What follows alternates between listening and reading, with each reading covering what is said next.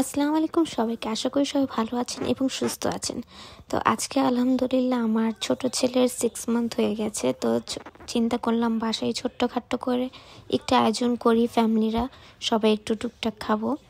তো আমি এখানে পুডিং বানানোর জন্য ডিম রেডি করছিলাম। তো পুডিংটা আমি আমার শাশুড়ির থেকে শিখেছি। উনি মাশাআল্লাহ অনেক ভালো পুডিং বানাতে পারেন। তো ওনার থেকে আমি পুডিংটা বানানো শিখেছি। তো অনেক দিন পর আবার বানাচ্ছিলাম। এটা আমার সেকেন্ড টাইম বানানো। তো জানি না কেমন হবে, আশা করি ভালোই হবে ইনশাল্লাহ।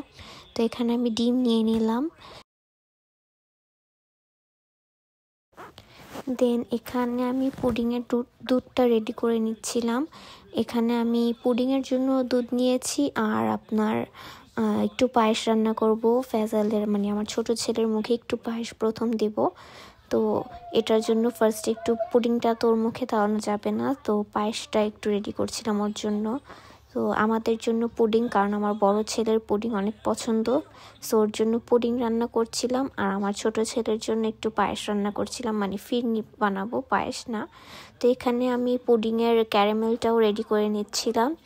আর এখানে দুধটা তো রেডি হচ্ছেই।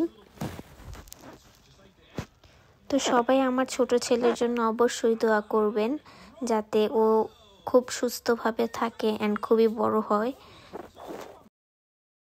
তো আমি এর আগে কখনো ফিরনি বানাইনি, এটাই আমার প্রথম। তো আমি এখানে ফিরনি মিক্সটা ট্রাই করছিলাম এই ফার্স্ট টাইম, জানি না কেমন হবে।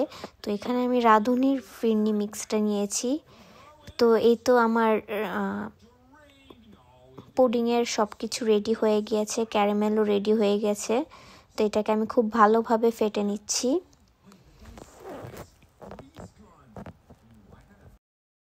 তো এখানে আমি এখন ফিরনি মিক্সটা দিয়ে দিচ্ছি। এখানে সব কিছুই রেডি থাকে, শুধু দুধটা বয়েল করে আপনাকে ফিরনি মিক্সটা দিয়ে দিতে হবে।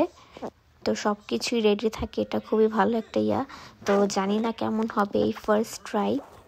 তো অবশ্যই এই ভিডিওটা অনেকদিন আগের, কিছুদিন আগে আমার ছেলের 6 মান্থ হয়েছে মাশাল্লাহ।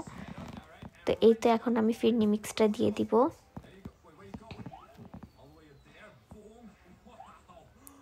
তো এই তো আমার ফিরনিটা রেডি হয়ে গেছে মাশাল্লাহ, অনেক সুন্দর হয়েছে। অ্যান্ড পুডিংও আমার রেডি হয়ে গেছে। পুডিংটাও মাশাল্লাহ দেখতে অনেক সুন্দর হয়েছে অ্যান্ড খেতে অনেক মজা হয়েছে আলহামদুলিল্লাহ।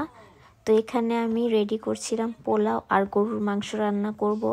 তো পোলাও আর গরুর মাংসের জন্য দুই চুলায় চড়িয়ে দিলাম।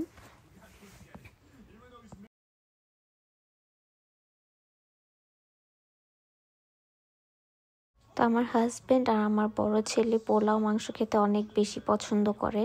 তো ওদের জন্য টুকটাক সবসময় রান্না হয় পোলাও মাংস, যতটুকু আমি পারি। তো এখানে আবার আজকেও পোলাও মাংস রান্না করছিলাম, বিশেষ করে আমার হাজব্যান্ড অ্যান্ড ফ্যাজানের জন্যই, কারণ ওরা বেশি লাইক করে। তো আজকে যেহেতু ছেলের 6 মান্থ হয়েছে, তো ওই খুশিতে একটু ভালো কিছু আয়োজন করলাম। তো টুকটাক বাসাই করলাম আমরাই, কাউকে ইনভাইট করিনি, শুধু আমার বোন আর বোনের হাজব্যান্ড আর আমার বোনের মেয়ে এসেছিল।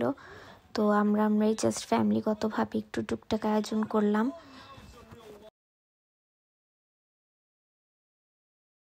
তো এখানে আমি মাংসটা কষানোর জন্য ছেড়ে দিলাম। এখন আমি মাংসটাকে খুব ভালোভাবে কষিয়ে নিব।